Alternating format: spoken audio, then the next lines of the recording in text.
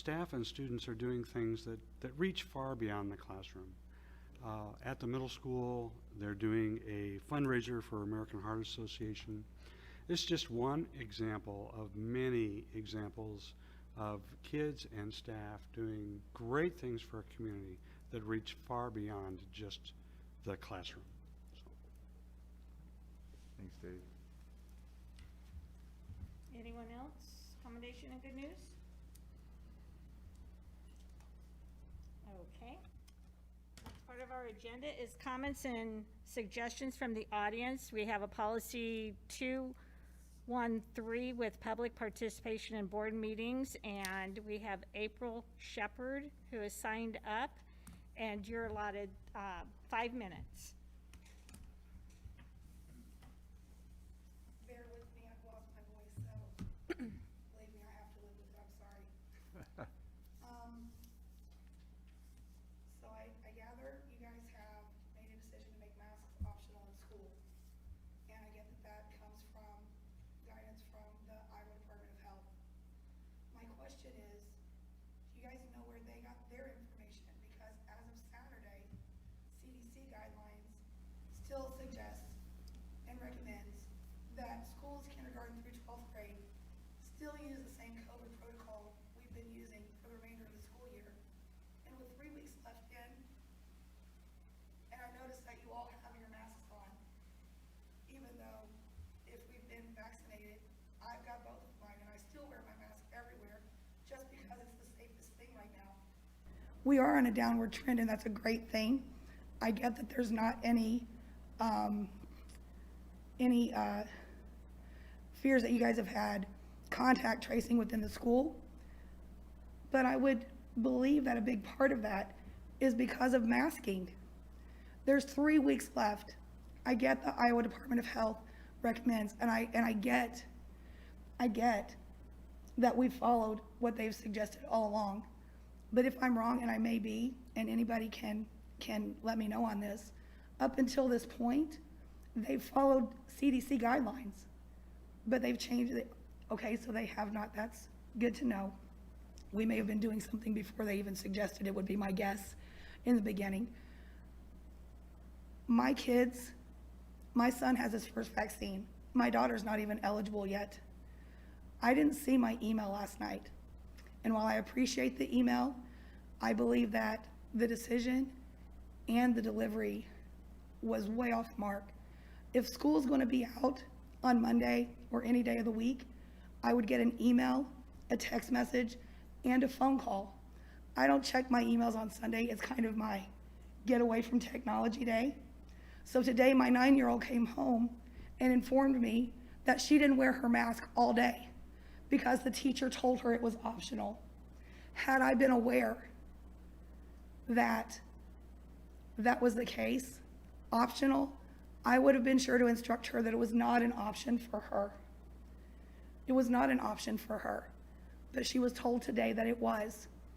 And I appreciate the email, but an email on a Sunday out of the blue for something like that, that has that kind of potential consequence, there should have just been more. More time would have been appreciated, because tomorrow I have to find out what my kids can do to finish remote learning from home. I'm high risk. My daughter can't get vaccinated yet. I get that kids don't get sick very often from it. I get there have only been 300 or 400 deaths from it. I don't want my kid to be the next one, and I don't want her to get it, be asymptomatic, and give it to me, and then they're left without a mother potentially. It's important. So tomorrow, I have to figure out what my kids can do. They won't see their friends at school anymore to have that last goodbye. We weren't given any notice on this. I have to hope that I can still have a job, because I don't have a job that I can do from home. So I have to put in for a leave of absence immediately without any upfront kind of warning to my employer, and hope that I have a job when I come back. And I just wish that you guys, with 3 weeks left, at the beginning of the school year, I don't know how many emails I got stating that my kids' safety was your utmost important concern. Yours, yours, yours, yours, all of yours. And with us knowing that it's safest to wear masks, and we're all wearing ours tonight, I can't understand why you would make that decision with 3 weeks left in. I get the politics behind it. I get that. But the CDC, the people who are over this, who are on the science, who we're all supposed to be getting our guidelines from, as of Saturday, their latest update is to keep the masks in place and to keep social distancing for the remainder of the school year. And I just think this whole thing is really sad. Nobody wanted to be thrown into this. I know your guys' job is not easy, but this would be the one time you should probably say, you can't go with the Iowa Public Department of Safety, because the CDC, who they're supposed to be getting their information from, is not telling us that it's safe to let our kids, who are not even eligible for the vaccine yet, to be put in that predicament. I don't care that they don't get sick very often. What about when they do? Whose fault is it going to be? It's going to be all your fault for making this decision. If there were 4 months left and things were progressing and CDC comes along and says whatever, I have to follow the science. I assume they know what they're talking about. Okay, your That's not 5 the minutes case. is up. Thank you. Okay, thank you.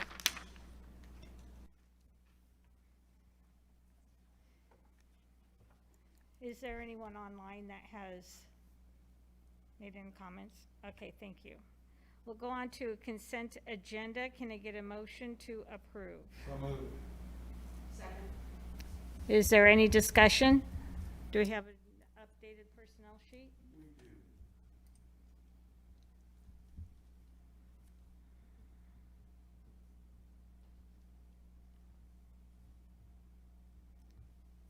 Is there any discussion?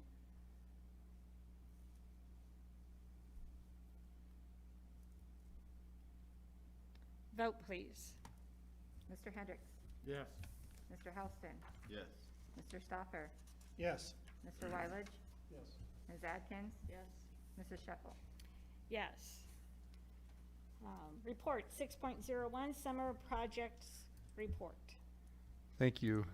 Randy's here to spend a little time with us tonight. We've got a few discussion items as well, but the report, we are moving forward with, as you know, bringing, as we always do, projects to you that are over the threshold of $10,000, and we've got a number of them coming up for the summer. Some of those you're visiting with us about tonight, but all year, I've been asking Randy to piece these things together. Also, as I shared with the board already, he's also working on a multi-year plan.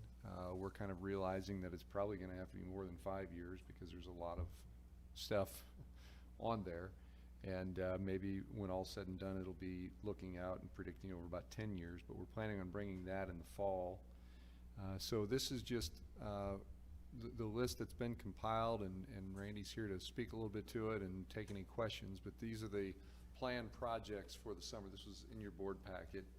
And again, any of these that are over that 10,000, then they will come to you individually anyway for approval, as has been done in the past. So with that, I'll turn it over to Randy.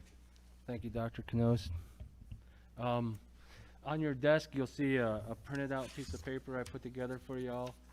And I want to let you know that the process is probably new to some people in the district out there in the schools, but I meet monthly with the principals and the facility manager, all three of us together. So we have an agenda, I have notes, I have action items, and we talk about things that we want to do over the summer. So I would say this list is probably 96% there. There's some other things. I got a couple emails this weekend with some small requests from Titan Hill. Hey, Randy, is it too late? Well, I'll never say it's too late, so we'll try, right?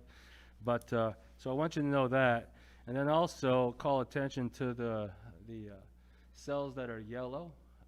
At the top, the district furniture, that Creft and Titan Hill, that Titan Hill library, that's going to be a probably $25,000 to $30,000 line item. Chris is working on getting those two schools put together to bring forward to y'all so we can make some decisions. So that's that section. The next yellow line item, and we can go through these one by one if you want, but hit that 247, 651. we're talking about that tonight, that's on the agenda. That asphalt repairs, that's at the high school, middle school, some at the middle school, but the Stadium Road, but I have 2 bids, waiting for the other one to come in, and so I'll have 3 bids. And then craft is another line item tonight that we're gonna talk about. But other than that, I'd like to tell you about that district pavement assessment one right underneath the district furniture purchase. That one with HGM. I went to Iowa Schools Buildings and Grounds Association conference meeting in Ankeny back in the winter, and listened to some speakers, and I came away with the idea of doing a pavement assessment across our district. And you'll see the high school parking lots, it looks pretty rough right now. The snow's gone, but we have some work to do. But doing that big picture look from the 30,000-foot view, talking with DK, is like, hey, we have an opportunity here to do a pavement assessment with a local HGM, a local architectural civil engineer firm, to come out and walk the campus, every building, and do an assessment. But not only the assessment, they'll do projections and a project budget. So they'll set that master facility plan. We'll have a report before the end of the summer to come and talk to you, and we'll work that out with DK, but come and talk to you and have HGM present that and with their findings. But it's a great way to set that master schedule. So that's that. The district striping, the parking lots, that happens every year, so that's very consistent. ERC, we painted on the other side of that wall over the break, Christmas break, and so now we're gonna be on this side of the wall. So that's what that is, just finishing up. You know, that wall used to be green, now it's blue. Well, we're gonna come over here and do an accent wall and paint this side down the hallway. So that's what that is. High school, the brick repair at the Bell. If you've been to the high school, you'll see it's rough. But folks, it didn't get there just in the last 2 years, right? A lot of winters, a lot of sand and salt on that bell, that monument. But we're going to take care of it. So that'll be done this summer. The small gym bleacher repair, that'll be done August 18th or 19th. The high school EFS, we talked about that. That's coming up. The asphalt, we talked about that. Need one more bid. Craft fence, we got a fence that that craft fence on the north side is rough. The north side of the building, but specifically the north wall or the north fence, there's trees growing in the middle of it. Some of the neighbors, it's not ours, and it's bent. It looks like that, but we're going to get to that. But we're going to start on the west side, and then the east side, there's nothing for us to do because the neighbors have some things that are falling into our fence structurally, and it's not like a doghouse. It's not something small. It's some big things that they got to take care of. And I went and knocked on our door and introduced myself, and one neighbor said, yeah, I'll get right on it. If they're not done till spring, we'll address that east side in the spring. But we're starting. And then the craft fine grade, the field on the north side, there's some soccer goals that they don't use, but it looks like someone took a four-wheel runner when it was wet or something and made a lot of ruts. And so we got to fill in the ruts, get some dirt, but also fine grade it a little bit for the kids. So that's a safety item. Also on the north side of Craft, going outside, there's the asphalt, and we got to mill that down and grind it down. We got some cracks on the north side we got to fill. We're going to seal coat that. But there's water, I guess, that comes into that north side and those north doors. And that's because the asphalt's higher than the threshold of the door. So we got some grinding that we got to do there and take care of that so we can keep the water out of the building. So that's that. The front of Craft is getting a landscape project. It's really nice. So you're going to see some color and not tall things for people to hide in, but it'll look really nice. So that's that project. There's that the playground on the north side, the asphalt repair. It's on there twice too. Okay, we're not going to do it twice, but yeah, that should have been included. That has the cracks in the seal joint, the sealing of the joints and on the playground. Craft has a Century project with VCT that Lori Teese got a grant. And so one of the hallways, we're taking out the carpet, putting in VCT, and it's a painting, and it's very dynamic. And so we'll do that, and then we'll wax and seal the VCT. So there's that. Middle school art room, that's really not a whole lot to it. Building some shelves and a countertop for the art teacher, and moving a couple of cabinets, putting up some billboards. Easy one. Middle school asphalt repairs on the south park or south playground. There's some big cracks, 1.5 to 2 inches wide, that we have to mill out and fill in and coat. So that's that. That'll be done. Middle school, the band hallway. It's the carpet down there is it's pretty rough. It's bad. So that's what that is, replacing that.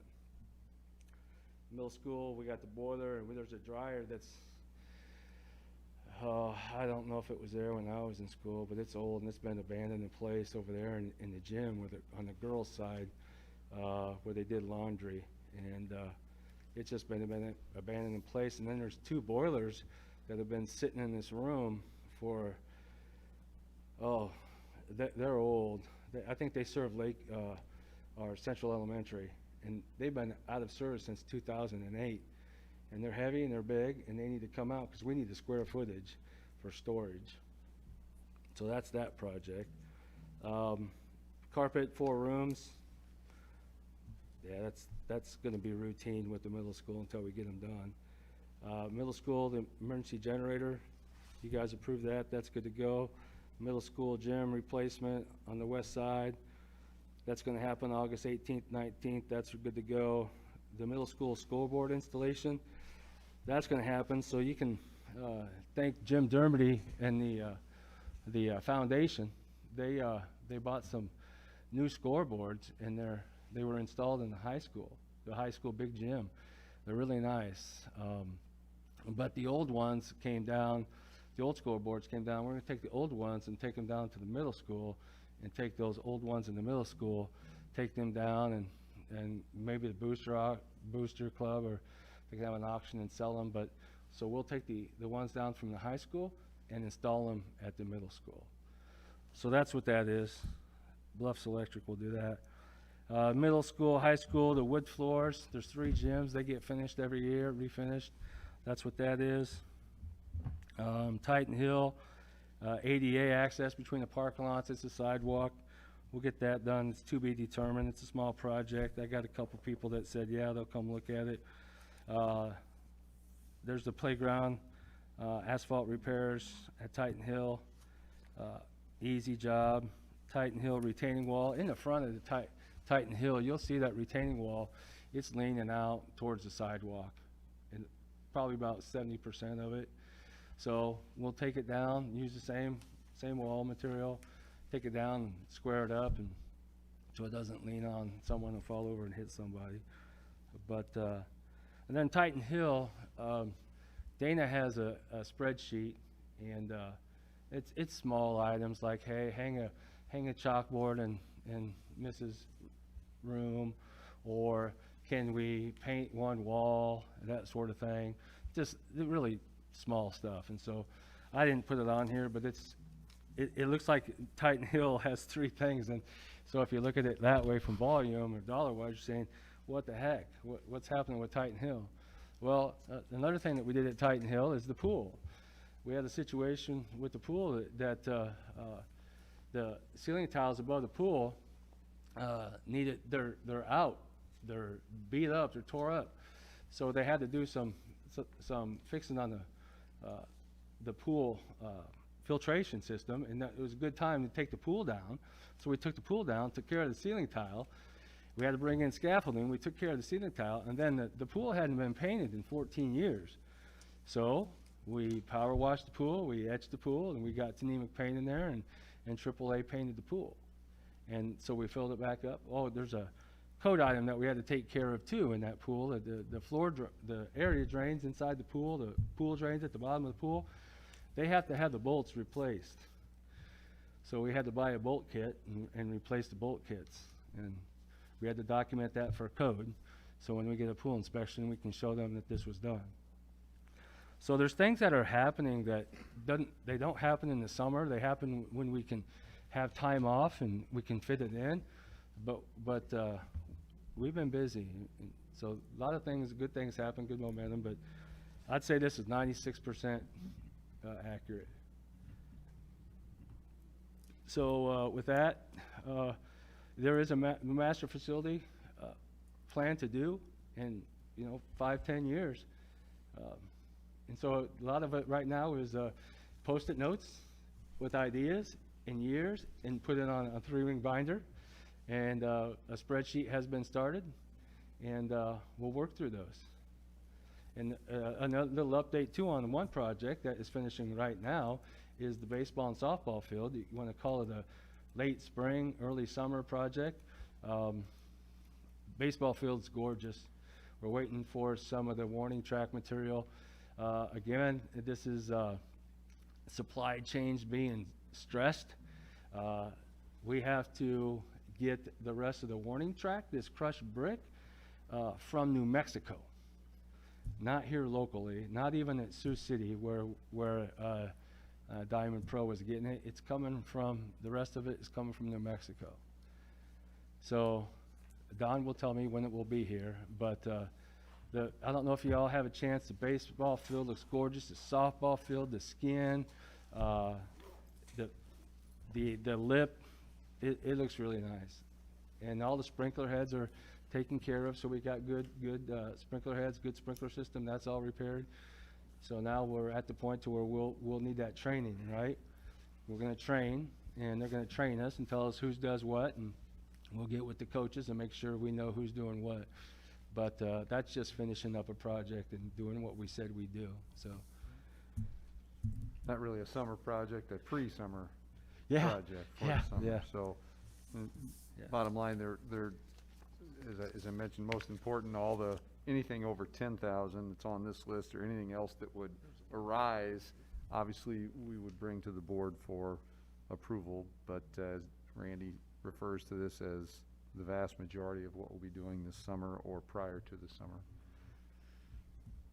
If you have any questions for Randy, he's here. Anyone have any questions? I guess you explained everything, all right? Any other reports then? No. Is that, all right, we'll go on to discussion items, 7.01, Craft Multipurpose Room Floor Repairs. You may recall we brought this to you about a month ago. I want to say 2 meetings ago, maybe 3 meetings ago. We had to pull it last minute because the third company pulled their bid back, and so we were, I think, waiting patiently. We thought they were going to give us another bid, but they ultimately didn't come through. So I'll let Randy talk to you a little bit about this as far as the safety issue. If you go down and inspect this floor, you can understand why it's a concern, not only by our PE teacher, but by Ms. Canoyer, myself, and of course Randy and anybody else that walks it. It's there are accidents waiting to happen. It's probably overdue, and so it's time to address it. So, Randy, any additional thoughts? No.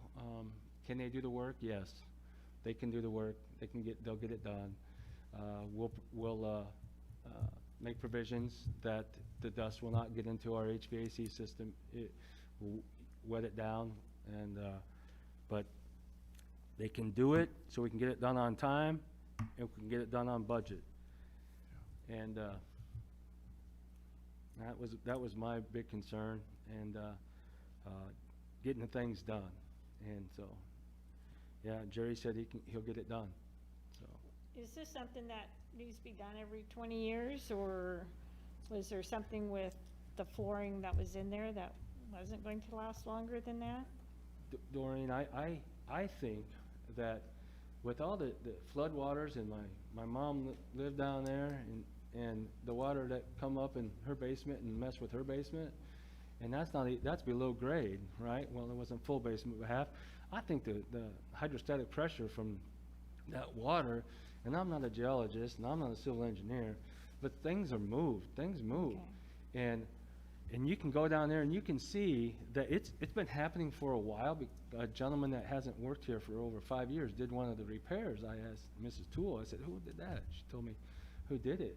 Well, now, I mean, the control joints, there's a pattern, and this isn't gonna serve you all much, especially over there, and they can pass it around, but there's a pattern here, a grid. Looks like a checkerboard with lines here that I'd say about 65% of them have hard failure. And you can stand in there and you can see it. You can see the lines. And some of them are 3/16 to 1/8 inch high. And even on the perimeter where the concrete block is, you can see it. It looks like something's moved. But then we look at the walls, and the walls look good.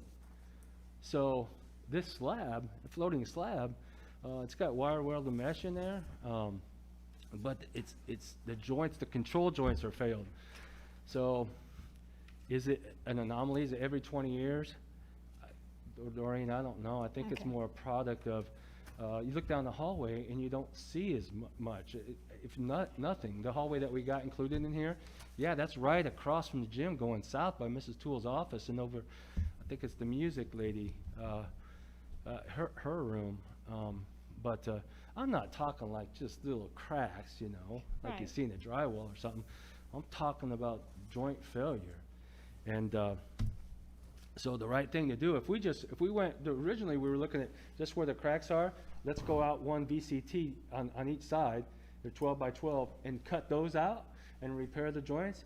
Okay, so now that was the first initial thought. Then we start walking it through, and you start looking, you go, we got to do this joint over here too. We got to go this way too. And then it's like, okay, so if you do that and you just do the joints, then you're not going to be able to find the right color to match the floor. So then when that happens, and if that's what we did, we'd have different colors all over the place. It might be close, but a lot of you guys have eagle eyes, and you're going to tell a difference. So the whole thought process was, let's regroup, because we don't want to do this and disappoint and have people come look at, hey, your efforts. Hey, you fixed the cracks, but you didn't take care of the floor. So that's why we're doing Okay. that. Otherwise, we won't be happy with the results. That's how we got there.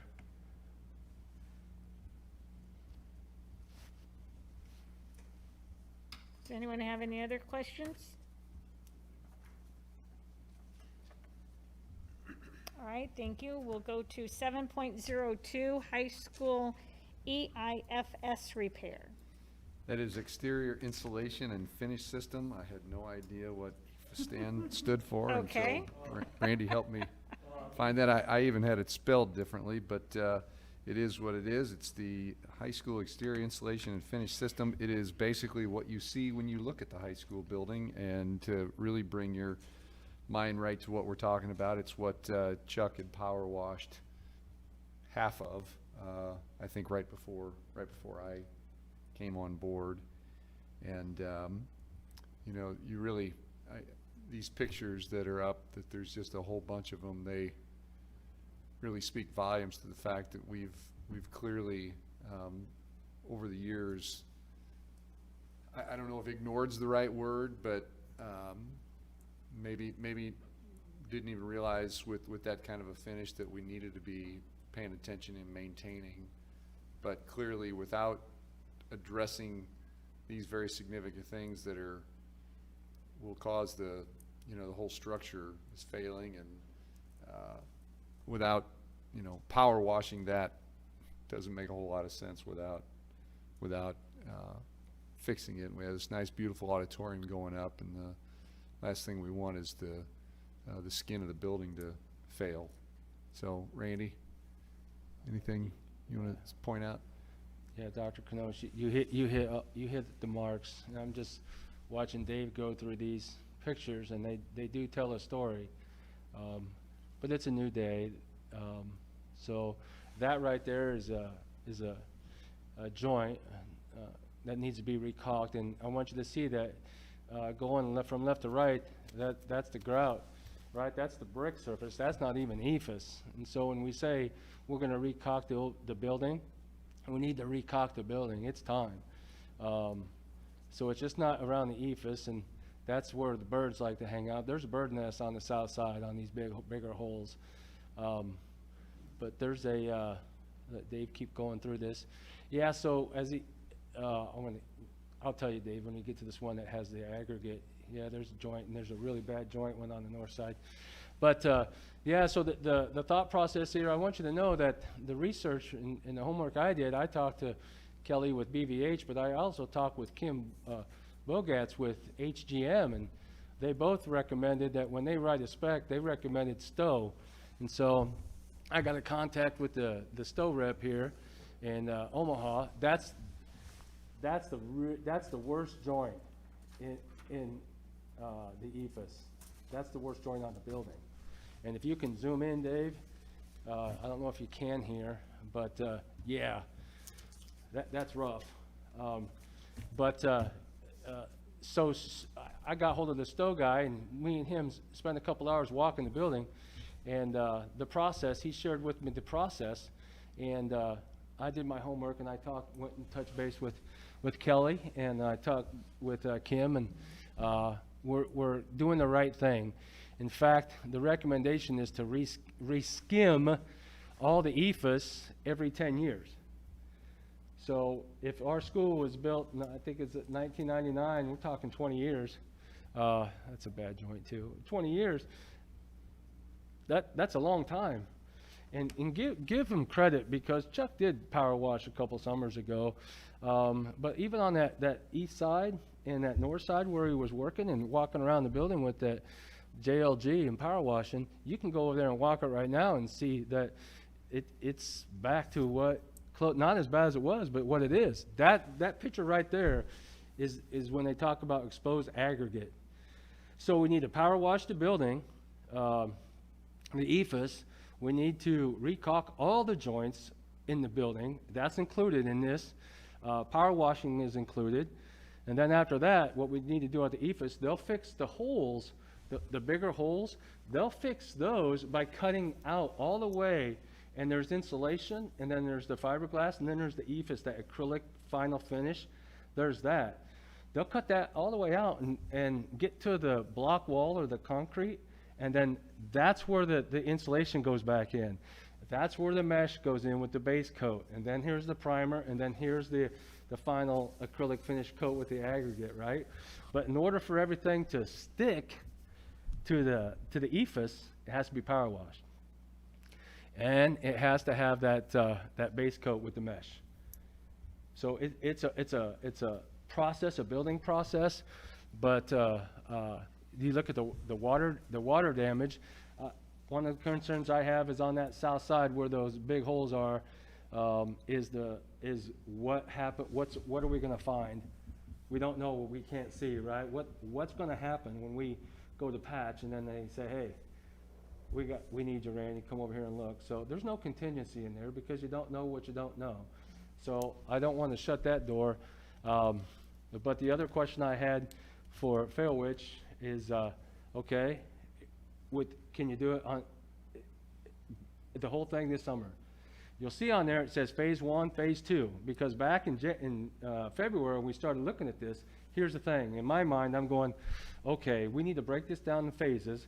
What needs to be done first? The south side of the building is bad, and so is the front of the building, which is the east side.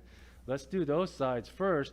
That'll be phase 1, but recaulk the whole building, but let's do the south and the east side first, phase 1. Phase 2 is that north side and that west side, whatever is left because of the Performing Arts Center going in, but everything on the roof would be phase 2. Okay, so we're out of the way of the public. We're not intrusive on anything that would happen in the parking lot and whatnot, so we can get done. Is that doable? And then the budget. So Andrea spent time, her and I have spent time going over this project, and it's going to be saved dollars. So if this thing passes, we can thank Andrea for making that work. But when I got the bids back, it's like, okay, we can do phase 1 and phase 2 together, talk with Andrea, money-wise, so do the dollars work? Andrea says, yeah, we can do this. Okay, now contractor. Phase 1, Phase 2, can you do it? Yeah. Okay, so he's committed to doing it. So he'll get started early June, and then I said, what's your backlog? What is the list of projects you have going on? Well, he's finishing up one on 60th and L Street. It's a OPS high school. They haven't named it yet. It used to be Ryan High School. So over there on 60th and L Street, I went over there and I went on the job site and I looked at what they're doing and their process, and I even looked at their scaffold to see how they're doing the work, and yeah, looked really good. And so I have the work looked really good, the product looked good, and in fact, he said part of that team would come over to Lewis Central. He's got us slotted in if we decide to do this. So there's that, and then the repairers will have, like I said, they'll have if you have to patch it and cut it all the way out, it's going to have insulation. If not, you can look over there. It looks like things about the size of a golf ball on the side of the buildings, and so that's what it looks like. What they'll do is they'll just cut a little bit out, not all the way through the insulation. Then they'll patch it, but that still gets a base coat with mesh, right? And then it gets prime, and then it gets the finish coat. The finish coat has the aggregate, the color, and the acrylic finish. And that's going to add another 1/8 inch thickness to what we have, another 1/8 inch. So that's going to give us a 1/4 inch of protection. It should with standard golf ball. We get a 10-year warranty on the product. 1 year warranty on the labor.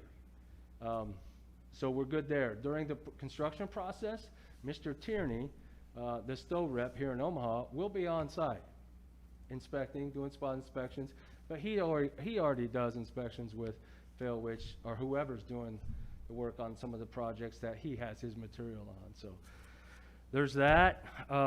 We got a little break if they do both phases, 1 and 2. It's like $2,600, so we got that. And then the other thing we need to do once this is done is we need to put in our work order system 3 or 4 years out that all we have to do is use a garden hose and Dawn soap. That's what we need to do. And we need to wash the building, wash the EFS. That's it. We don't have to have a power washer. We don't need 3,500 PSI or 2,000 PSI. We just need a garden hose with some good pressure and some Dawn soap. Who knew? I think, Yeah. yeah. And so you do that every like 3, 4 years? 3, 4 years, yeah. And then in 10 years,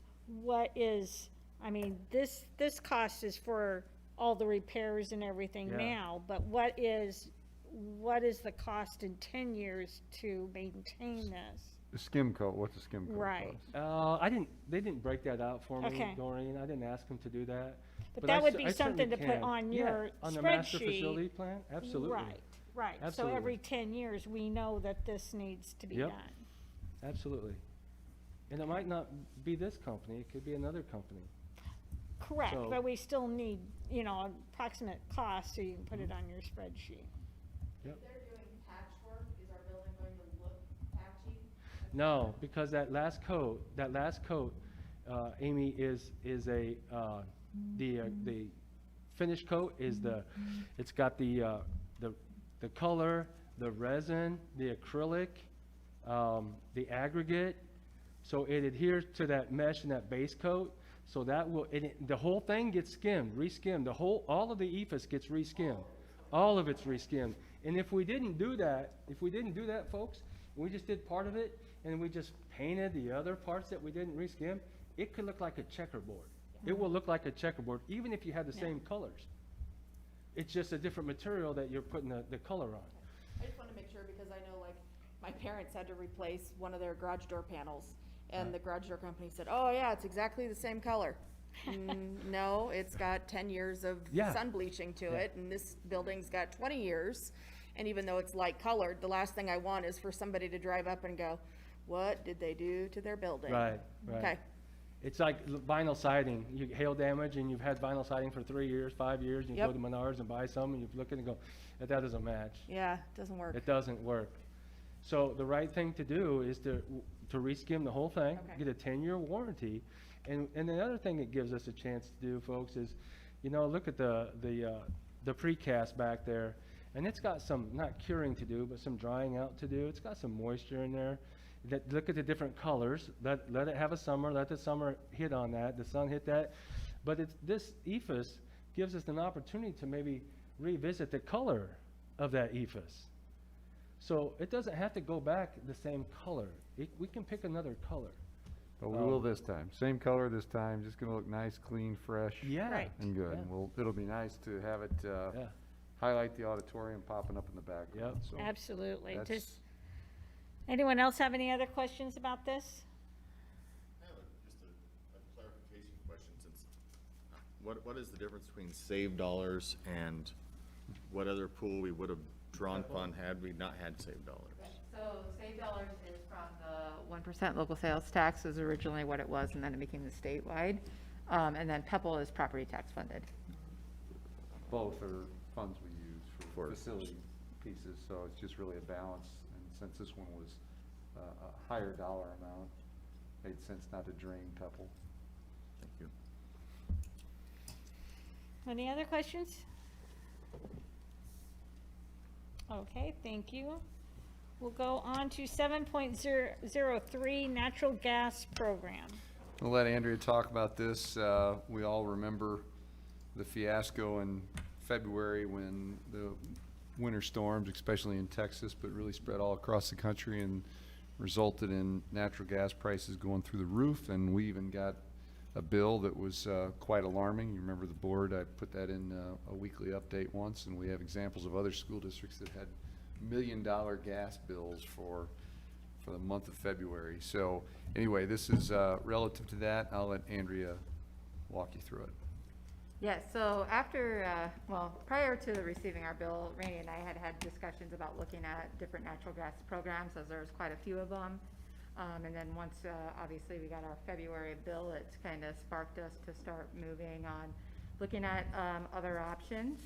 The program that we are suggesting to the board is the Iowa Local Government Risk Pool Education Energy Group Program. So this is a partnership with Red River Energy and SPIS, Iowa School of Finance Group. And so with this program, the district actually remits a single premium at the beginning of the fiscal year that covers all of our natural gas services for the entire year. They base our premium off of the historical usage plus a risk premium in there. And then at the end of the year, it is figured if there is if we are well under our usage, we will receive a refund in our premium as well. And the state auditor has given guidance that school districts can pay this premium out of the management fund as opposed to the general fund where we would pay our natural gas costs to begin with. So tonight, we are asking the board to approve the resolution to join the Iowa Local Government Risk Pool, the application and agreement to join the pool, and the Iowa Local Government Risk Pool Commission Natural Gas Program Participation Agreement. The total premium for the fiscal year 2022 is $120,550. Anybody have any questions? Do they limit the risk? Because I'm assuming what they're doing is they're pooling all of our gas and going out there and hedging. Yes, that is correct. So there is, if our usage is above and beyond the 120,000, we would not pay any additional. So a lot of the districts that were in the program this year fared very well with that, besides the fact that they had already hedged as well and purchased fuel well beyond when they were going to have the spike as well. Everybody wishes they were part of the risk pool for this year. Yes, yes, and I was But had some informed that protection. there was quite a significant number of districts that were coming on this year besides the significant number that were already in it. And they also told me that they are still projecting that districts that were in the plan for fiscal year 2021 will be receiving a refund of their premiums still, even with the spike that everyone saw in February. So how will we handle our load growth? Oh, so with that, Randy and I worked with BVH, and they have gone in and figured all of our new buildings, and Randy might be able to explain this a little bit better than me, but they've given us the amount of the therms, am Yeah, I speaking we correctly, got, Randy? yeah. That they expect our usage to be on the new auditorium and with the ops building. And then obviously, once we decommission the old ops building, they will take that into consideration as well. So right now, this is currently figured on our actual without any changes, and then we will, because we were not sure when the completion of the ops building or the auditorium would be, we will hold off, and then they'll make an adjustment for us at that point when we know that we're going to be occupying the building and decommissioning any other buildings. So when do they notify you of your, so March 1, they notify you of what your premium is for the following year, right? Correct. So that's when they're going out making their hedge. So we can opt out of it on an April if we want to, right? The way I'm reading this? Yes, it is a year by year opting in and out of it. 'Cause I mean, there's gonna be years where the premium is gonna be set and the market's gonna dive. Correct. So, okay.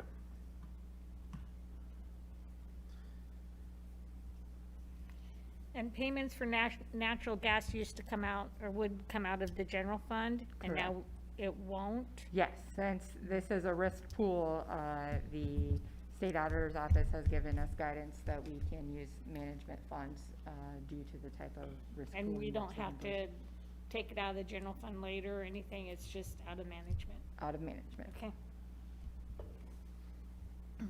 Is there any other questions? Playing in the derivatives. All right, thank you. We'll go to 7.04, classified and administrator salaries. Yeah, so, you know that recently, we had an agreement approved by the Lewis Central Education Association and our Board of Education regarding a salary package for the 2021-2022 school year. Much of this year's discussion were driven by the challenges that not only came with not a lot of new money coming in, but more substantially, some remarkable increases in our insurance premiums. So the agreement settled on a 1.6 raise for the contract year, and I'm recommending salary increases for our classified employees and our administrators commensurate with what was approved for our employees who are on teacher contracts. And, you know, might I add, I think I said this when we talked about the agreement with the LCEA, of all years, it's a year where I'd sure like to all of our employees be recommending a whole lot more than that, because they all did yeoman's work and are still doing yeoman's work, and criticized 5 ways to the next day on, you know, depending on one's beliefs about this, that, or the other. So it's just been a really, really difficult year, and I cannot applaud all of our employees enough. I'm their biggest fan. They are the heroes. They're the reason we're approaching the end of the year and being a school that never shut down. And so I wish I were recommending more, but I just recommend that all employees have a commensurate increase. So I've got 2, just to note going forward, there's 2 motions there that break out the admin and the classified when we get to motions.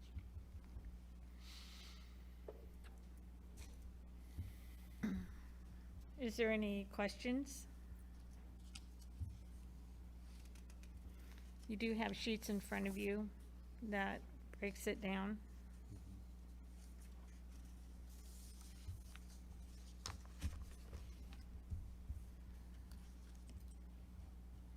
Okay. We'll go on then to 7.05, software renewals. Yeah, number of software renewal pieces, and Dave's got them broken down for you there, and I'll let him speak to them, and you can ask him any questions you may have. This does not represent all of the software that we're going to be bringing to you this spring, but it does have a couple of significant items in it. The first is a renewal of our licensing for the Adobe suite.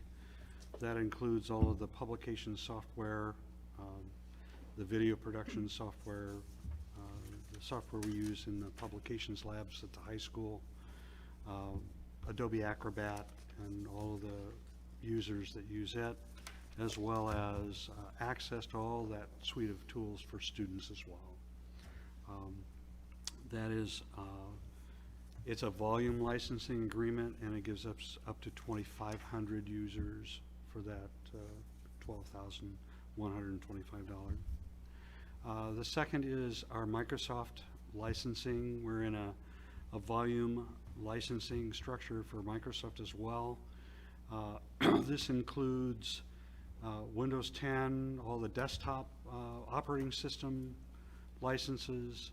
It includes all of the server licenses. We run basically a data center of our own these days, and so this is the server level licensing for all of the server platforms that we have in place. It also includes all of the desktop productivity suite. That's Microsoft Office, Microsoft Office 365 for users that go that direction with it as well. It includes a few licenses of Visio for use in the tech department. And the Microsoft licensing is based upon knowledge workers. So instead of buying licenses for every single device that we have, we buy based upon how many employees we have that use the computer in a routine part of their job.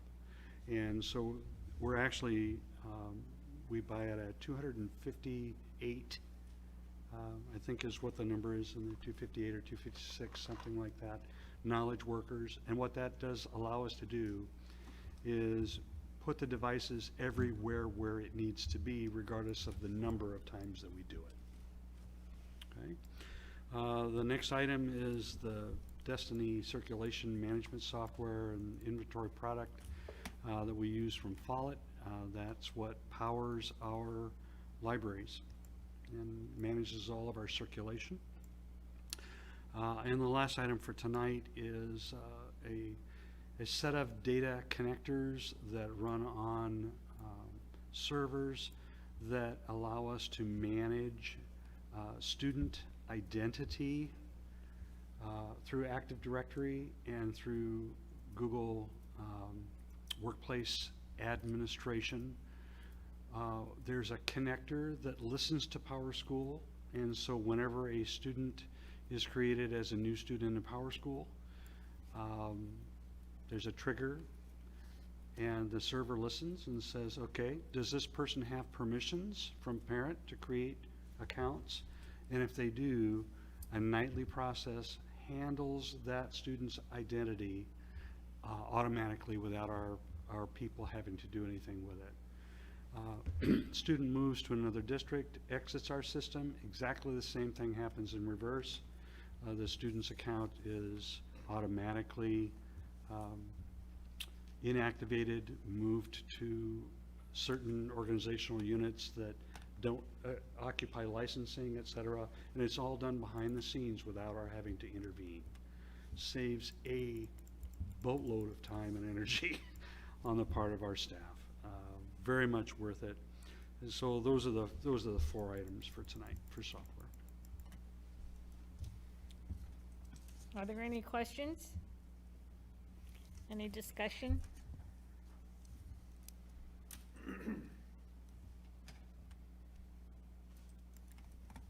All right, thank you. 7.06, 501 policy reviews, updates, and IASB alignments on the second read. And so, as we march through the whole IASB review, we are now in the 500 series, which has mostly, well, it's all to do with students. This is the second read. There was nothing complicated about this group. When I say complicated, really has been nothing complicated about anything we've brought, but this really didn't take any additional review because it was really all about updating legal references, not a lot of language changes when there were. They were minute, but it's really trading out one version of a policy for a new version of the policy in some cases very similar, but maybe the legal references are different, and so they need to be updated. So no, that's pretty much what I reported last time. I did not have any additional questions from the first read until tonight, so I think we're ready to go on this series. And it's we say the 501 series. I should probably say this every time. You notice when you get to the recommended action, it'll mention sometimes more than the 501. That's because in the alignment of numbers, when we're aligning to IASB and when we go to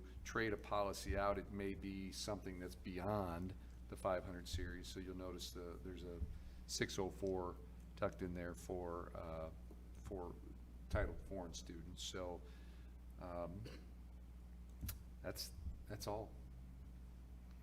Again, no Anyone significant have any differences. questions, discussion on the second read?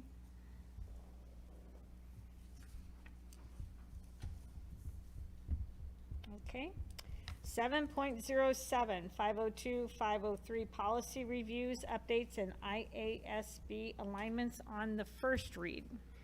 I used that word complicated last time. I probably shouldn't have used the word complicated, but this one is a little more tedious for the review on here, and here's an example. The very first one, we've had an overarching policy, prohibition of serious student misconduct. IASB had some real concerns about that because when you read it, it looks very thorough. But they really felt that there was language missing in all of the separate pieces that policy was covering. And so when you see that we're deleting that policy, and again, we're not really deleting it, we're just parceling it into other newer policies. The next 1, 2, 3, 4, 5, 6, 7 are all relative to pieces in one. So I did 2 additional things. Not only did I have our principals all review this closely and make sure there wasn't something in language that they were worried about. We discussed a few things. I also went ahead on this one and had our legal counsel review it. He did concur that our 502.1 was missing a lot of specificity in specific areas, and he was in agreement that we should expand these out and touch on these things. Or if we were to keep it the same, we would have ended up with a even longer document. So that's an example where on this group where we had to do a little more work to align things. All the others very similar to what we've been saying in the other policies. It's just updating legal references and sometimes newer versions. It's probably that 502.1, you know, even in all of our series so far, when we've had language changes that, you know, either I've had different colleagues review or that I've taken to Brett, they've been, you know, very small, you know, maybe a paragraph that was authored and unique in our policy that we didn't really want to part with. So we would just bring that over into the new policy. But this was the first time where it really, it took some pretty significant review of that prohibition of serious misconduct.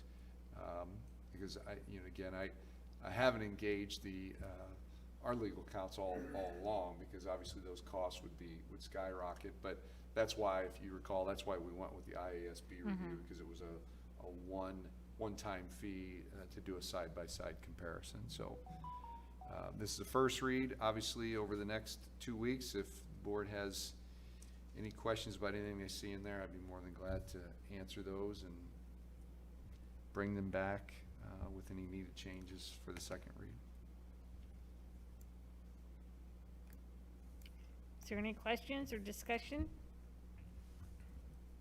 And all the policies for each school that the principals are reviewing, that we're not contrary to something that's in our handbooks and manuals?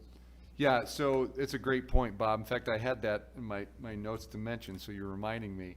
At the beginning of the year, I reminded the principals to pay attention to these board meetings and the board packets, because Yes, there are references, especially when it comes to student handbooks and some degree staff handbooks and such, that you will reference a certain policy where that number won't be there anymore. This is an example of that, so that's really how my conversations with the principals started over these. You know, remember, especially in this 500 series, their handbooks are going to need to be aligned. So they're aware of that, and they'll be reviewing them before publishing for next year to make sure that they align. And that'll happen, you know, have to happen again next year too, because we won't be completely finished. Although, you know, for a student handbook, predominantly what you're gonna find is the 500 series mentions. But again, there's some other staff implications of that too, that we've got to make sure as we go through all this and wrap it up that we align everything, because some of those numbers have been around for a long time, and you know, we may find some of them by default occasionally going forward when we're done, because we may come across something and it references a policy and we say, wait a minute, that's not right. So, but we are cognizant of that, and I've asked the principals especially to be aware of that, because the student handbook piece that's a big piece. So in here we have in-school suspension. Do we in-school suspend, or do we always out-of-school suspend? We have versions of in-school. I mean, we Okay. don't have an in-school suspension class, per Okay. se, but we work with individual students, and depending on the needs of the Situation. individual situation. Okay.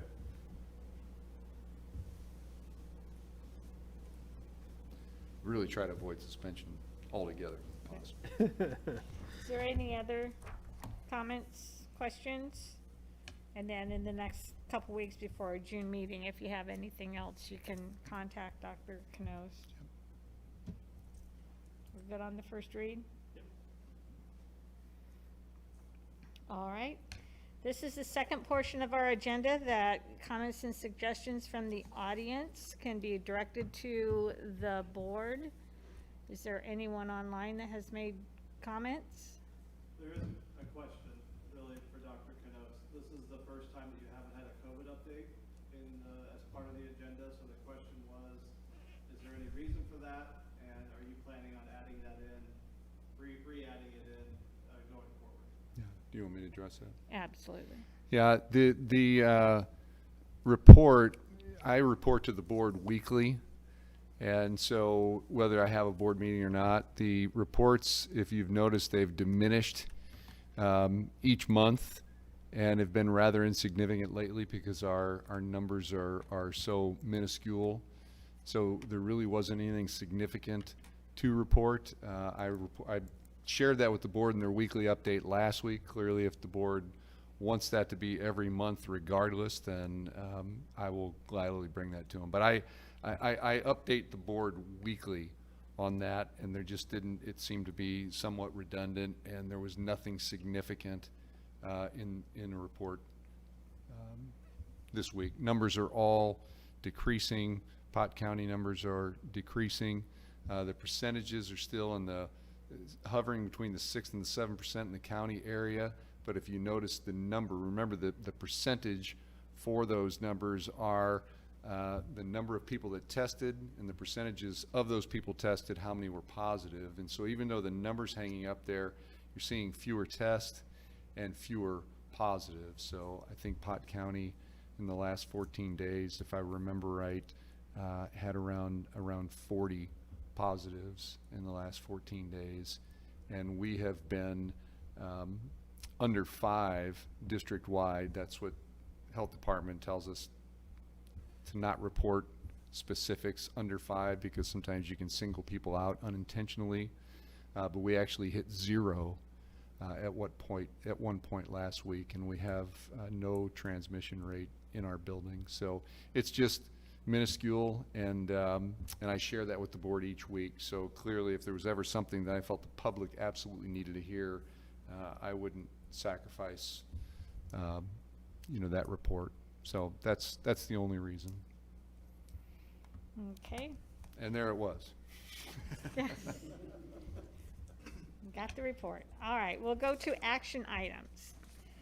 9.01, Craft Multipurpose Room Floor Repairs. Can I get a motion, please? Madam Chairwoman, Mr. Hendricks? I'd like to make a motion to approve the contract with Universal Flooring to repair and restore the multipurpose room flooring at Kraft as presented.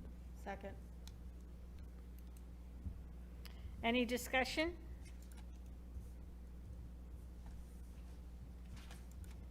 Vote, please. Mr. Houston? Yes. Mr. Stopper? Yes. Mr. Wyler? Yes. Ms. Atkins? Yes. Mr. Hendricks? Yes. Mrs. Shepherd? Yes. High school, what is it, the exterior insulation and finish system repair. Can I get a motion, please? Madam Chairwoman, Mr. Hendricks? I'd like to make a motion to approve fail-witch restoration for the high school EFS repair and restoration at a cost of $247,651 as presented. Second. Any discussion? And when were they gonna start on this? June? I'm gonna email him. Oh, once okay. it's done, and, we'll be there early June. Okay, He knows school gets out, June 9th, so he knows early June. okay. Vote, please. Mr. Stopper? Yes. Mr. Wyler? Yes. Ms. Atkins? Yes. Mr. Hendricks? Yes. Mr. Houston? Yes. Mrs. Shepherd? Yes. 9.03, the natural gas program. Madam Chairwoman, Mr. Hendricks? I'd like to move to approve Lewis Central's participation in the Iowa Local Government Risk Pool Education Energy Program as presented. Second. Any discussion? Vote, please. Mr. Wyler? Yes. Ms. Atkins? Yes. Mr. Hendricks? Yes. Mr. Houston? Yes. Mr. Stopper? Yes. Mrs. Shepherd? Yes. And- 9.04, And that's to clarify, that includes the 2080 agreement that we have to sign. okay. Do we need anything else on that? We're good, okay. All right, 9.04, classified administrator salaries. Madam Chairwoman, Mr. Hendricks? I have two motions here that I'll make individually. Motion to approve a 1.6 administrative salary increase for the 2021-2022 school year. Second. Any discussion? Vote, please. Ms. Atkins? Yes. Mr. Hendricks? Yes. Mr. Houston? Yes. Mr. Stopper? Yes. Mr. Wyler? Yes. Mrs. Shepherd? Yes. And the second motion? Yes, and a motion to approve a 1.6 classified employee salary increase for the 2021-2022 school year. Second. Any discussion? Vote, please. Mr. Hendricks? Yes. Mr. Houston? Yes. Mr. Stopper? Yes. Mr. Wyler? Yes. Ms. Atkins? Yes. Mrs. Shepherd? Yes. 9.05, software renewals. Madam Chairwoman, Mr. Hendricks? I'd like to make a motion to renew our Adobe license from Journey Ed totaling $12,125. Our Microsoft licensing from Journey Ed totaling $14,479.51. Our Follett Solutions licensing totaling $8,799.46. And our Level Data licensing totaling $4,555.20. Second. Any discussion? Did we get them all in there? Okay. Any discussion? Vote, please. Mr. Houston? Yes. Mr. Stopper? Yes. Mr. Wyler? Yes. Ms. Atkins? Yes. Mr. Hendricks? Yes. Mrs. Shepherd? Yes. 9.06, 501, policy reviews, updates, and IASB alignments on the second read. Madam Chairwoman, Mr. Hendricks? I'd like to make a motion to approve the policies included in the 501 and 604 series and all accompanying regulations and exhibits on the second reading as discussed. Second. Any discussion? Vote, please. Mr. Stopper? Yes. Sorry. Mr. Wyler? Yes. Ms. Atkins? Yes. Mr. Hendricks? Yes. Mr. Houston? Yes. Mrs. Shepherd? Yes. 9.07, 502, 503, policy reviews, updates, and IASB alignments on the first read. Madam Chairwoman, Mr. Hendricks. I'd like to make a motion to approve policies included in the 502 and 503 series and all accompanying regulations and exhibits on this first reading. Second. Any discussion? Vote, please. Mr. Wyler? Yes. Ms. Atkins? Yes. Mr. Hendricks? Yes. Mr. Houston? Yes. Mr. Stocker? Yes. Mrs. Shuffle? Yes. Items of interest, future board meetings. Our next meeting will be June 7th, 2021, starting at 6:30. I think today, if you were planning on being on stage for graduation, you needed to let someone know. And so hopefully you did that. And then, is there anything else? No, ma'am. All right, can I get a motion to approve, or to adjourn? So moved. Second. All in favor, say aye. Aye. Opposed? You can stay, I guess. Otherwise-